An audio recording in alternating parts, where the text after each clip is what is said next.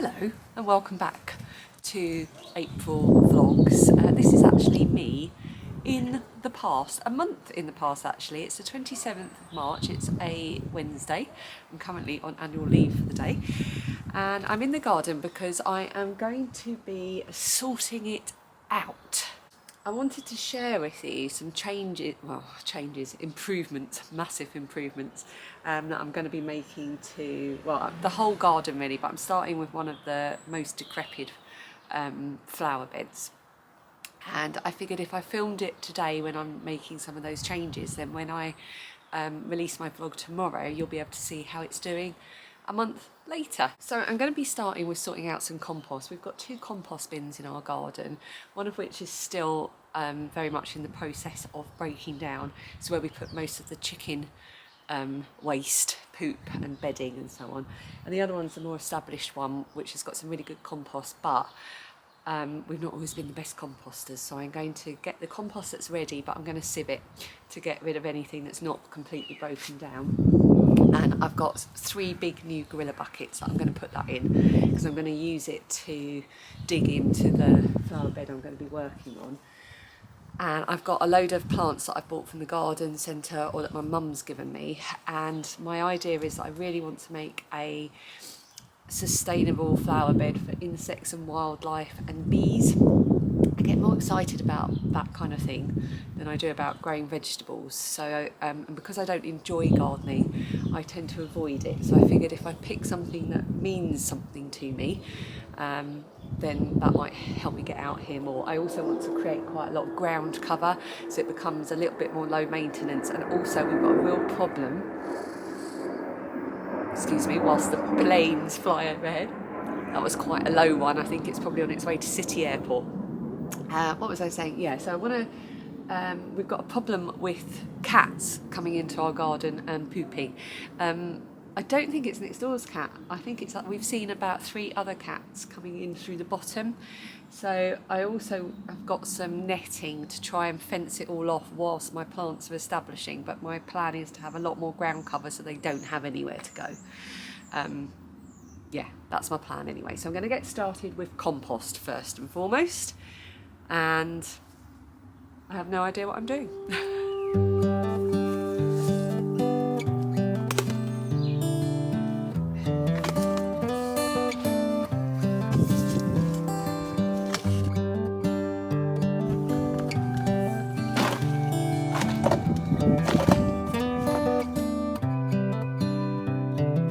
This is as good a day as any to start the rebuilding of life. The roads that lay open are many when the old one's gone under the knife. And I can feel the sun on my skin, beginning to thaw from within.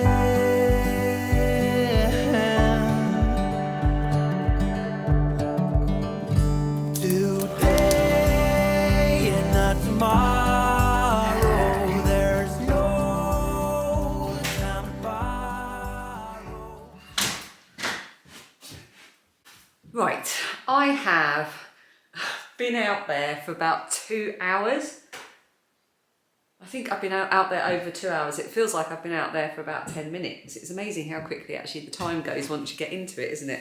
I always dread gardening, but then it is actually quite fun. It's very windy out there, so I've come inside to talk to you. I've got some plants I want to show you. I went shopping with my mum the other day at the garden centre and I specifically chose plants for that flower bed, which is, it gets sun for part of the day, but not all of the day. And some parts of it are almost in complete shade. It's well drained, but it does stay quite cool, quite moist, but it doesn't get overly wet out there. So I've chosen plants that hopefully are going to do well with that. If they don't, they don't. I've also got some that I can put on both sides. Our garden is northwest facing and I have no idea what to do with that. I don't know enough about gardening, but I do know that there's not enough out there for the bees and the insects, and I want to change that. I've also purposefully picked up dead leaves, and behind the composter I've created a kind of area where I'm dumping dead leaves. So I've got leaf litter in the garden, which is another good thing, especially for the things that live in leaf litter, I believe, are very good food for hedgehogs. So I'm just trying to think of all these things and not have a super tidy garden, and just have a garden that's more giving for the wildlife around me. But I need to have a break. I need to have a cup of tea. And I also wanted to talk to you about Wild, who I am partnering with for this video. And it seemed really fitting if I'm talking about trying to create a more environmentally sustainable garden, to talk about Wild, because sustainability is at the heart of their ethos. And in particular, I know we all have things that we try to do for the environment, and one of my real bugbears, you've probably heard me talk about it loads before, I've got so much mud under my nails, is single-use plastic. So with Wild, there you have reusable cases. I have two, I'll show you. I've got a limited edition one from around Valentine's Day, and I bought myself a really nice little purple one as well. And these are made of lightweight aluminium, they're completely reusable. And when you buy your deodorant, it comes in a compostable little refill, which goes into your case. So it's brilliant. So when I'm finished with this, it's going to go back onto my compost and feed my garden, which is amazing. It's compostable bamboo, in case you're wondering, and every refill saves 30 grams of plastic. So for me, that is like one of the main reasons that I've made the switch over the last couple of months. That, and maybe most importantly, selfishly, it smells absolutely gorgeous. It's made with natural ingredients, so you can slather it on without worrying about what you're putting into your body. And I usually have one in my bag as well for when I'm walking, and I've got a little bit obsessed with it. So I've got quite a few scents in my stash now, and what I like is I can change the scents depending on my mood. They've got 3 new limited edition scents out at the moment. They've got pink grapefruit and lime, which is a vibrant and zesty one. Rainforest Oasis, which is earthy and uplifting. And elderflower and watermelon spritz, which is a bright and sweet scent, and also sounds a lot like a cocktail. And they all smell absolutely gorgeous. I've got them all here. I've got to decide which one I want to wear this week, actually. I think elderflower and watermelon is my favourite one. They're all really springy, early summery type scents. Oh, just really, really lovely. And you can get 20% off for a limited time of all of Wild's products with my code, which is wonderful20. I'm going to put the code on the screen. I'm also going to put, which makes me feel very sort of technically minded, a QR code up, which you can actually scan from the screen as well to take you to the website. You get 20% off of all Wild products for a limited time. I will pop the link in the description box and in a pinned comment as well. Shipping is available worldwide. Thank you, Wild, for partnering with me on this video. And these new scents are absolutely gorgeous. I have got, I think, a stash of about 8 scents now, because I did take advantage of the offer last time, and I probably will this time as well. I just love being able to switch up the scents whenever I want. Right, I'm going to go and have my cup of tea and also a bit of chocolate cake left over from Dan's birthday, because obviously I'm filming this in March. It's the 27th. Dan's birthday was 2 days ago, which is why we're both off today. We took the week off so we could kind of have a pre-Easter holiday, pre-Lilia's 18th, you know, Dan's birthday week type thing. So I'm going to have a cup of tea and a slice of cake, and then I'm going to get out there and start sieving compost and planting things, and I'll show you all the plants. I might have to bring the plants in here actually. It's so windy out there, you won't be able to hear me. So I'll probably bring them in and show you. I think I might have overfilled these cups in my enthusiasm for tea. Yeah. Cake. Right. Cake. Want squirty cream with yours? No, oh no. How big a bit do you want? Oh, big, much bigger than that. Bigger than that one? Yeah. Like that? A little bit more. There we go. That's like a quarter of a cake. It's not. It is.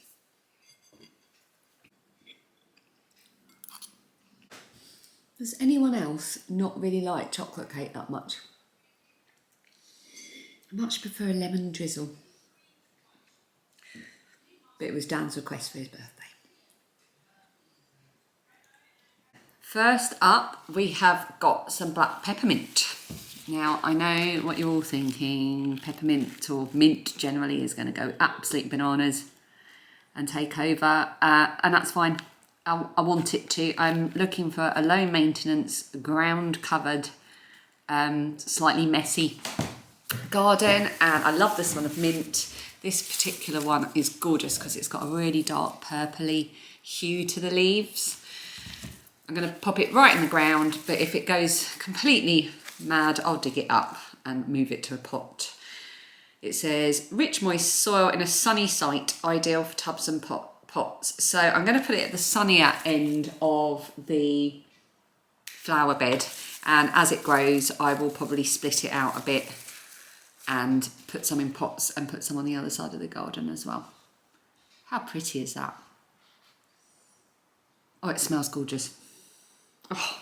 Oh, Brietta, if I'm saying that right. So I've got 6 of these. These are going to go in various locations around the garden. They're brilliant for all types of places. Let's see if it says.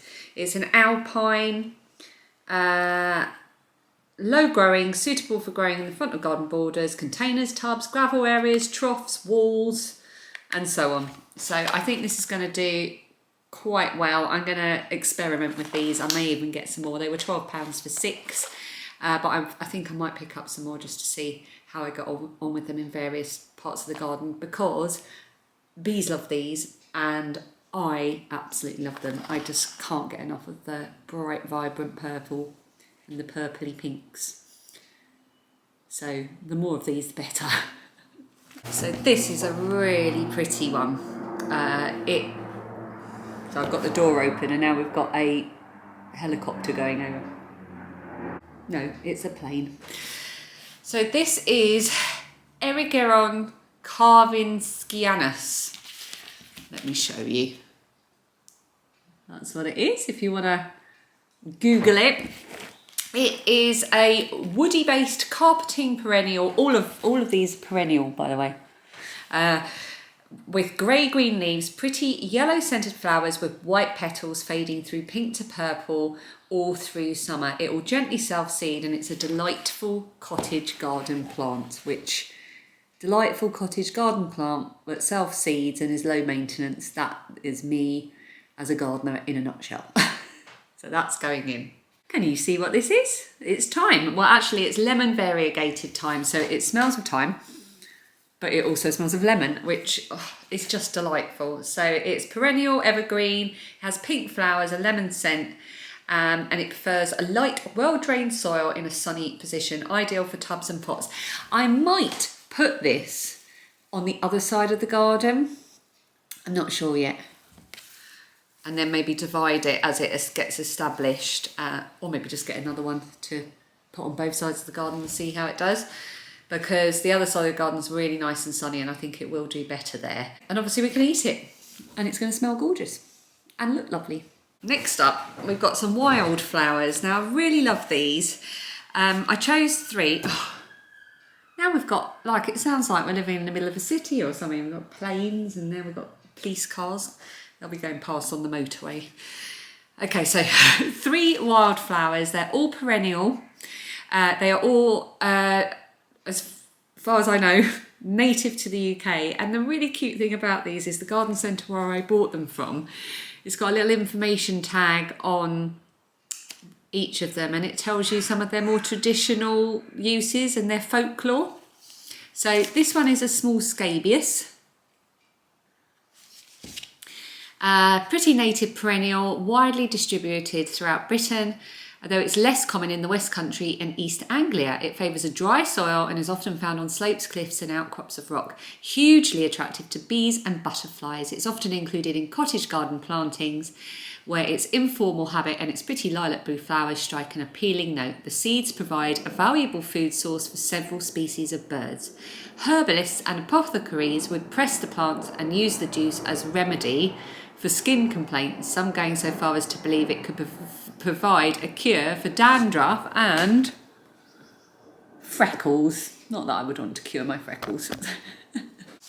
Toad flax, I'm not going to lie, I did partly buy this because it's called toad flax, which I think is hilarious.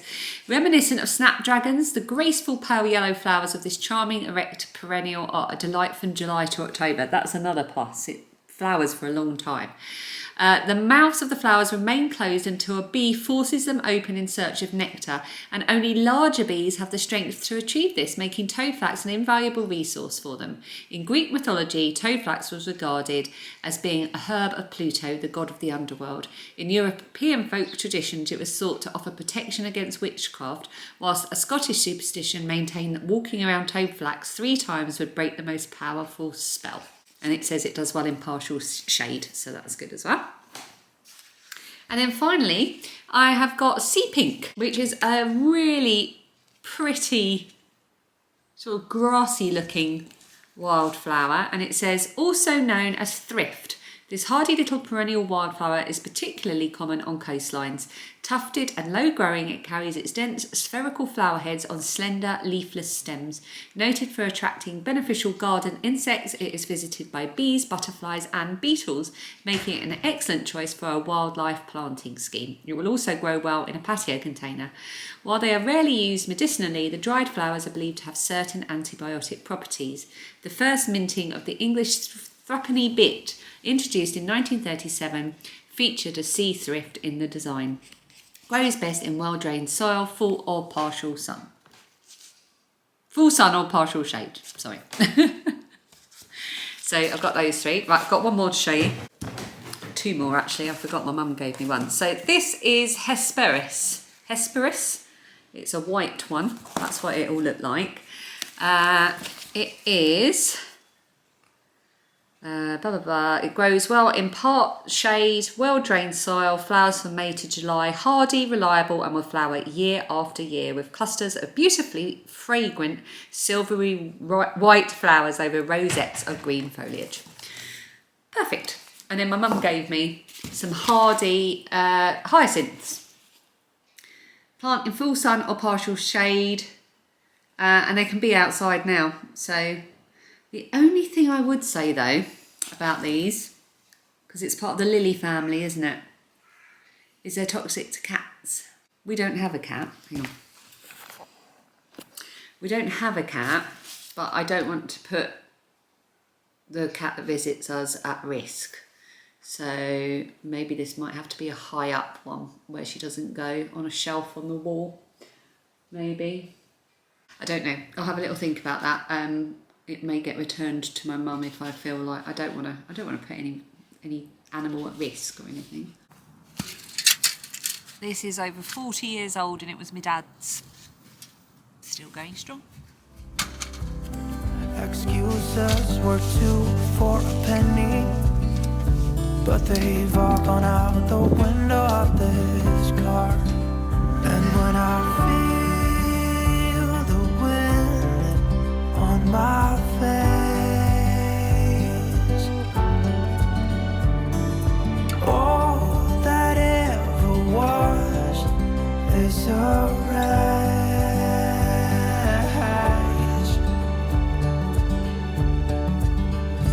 Today and not tomorrow, there's no time to borrow. Today, well, something's gotta give. Today is a good day. Today and not tomorrow, there's no time to borrow.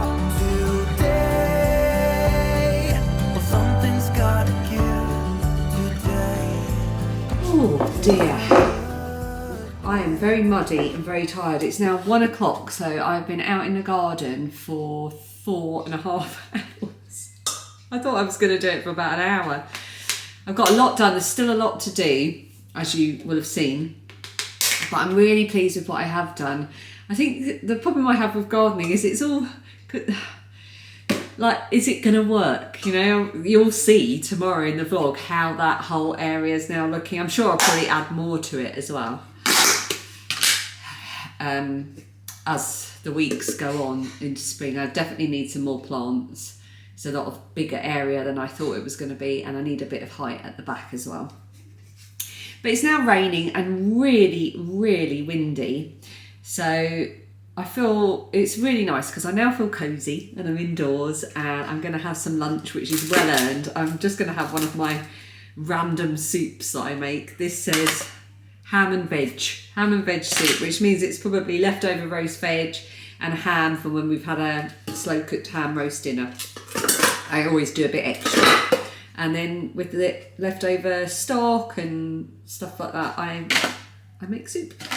So I'm going to heat this up, have it with some nice white bread, watch something on YouTube. My eyes are watering because it's been so windy. Watch something on YouTube and then have a bath. That's what I'm going to do.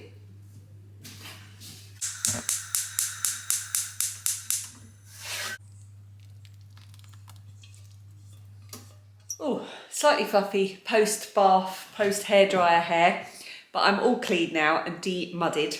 I am now going to go and rinse out all of those plastic pots. So you heard me talking about single-use plastic, and one of the things that happens when you buy plants at a garden centre is they come in plastic pots. However, most garden centres now, and particularly our local ones, take the pots back and either reuse them or recycle them. So I am going to give them a rinse out now.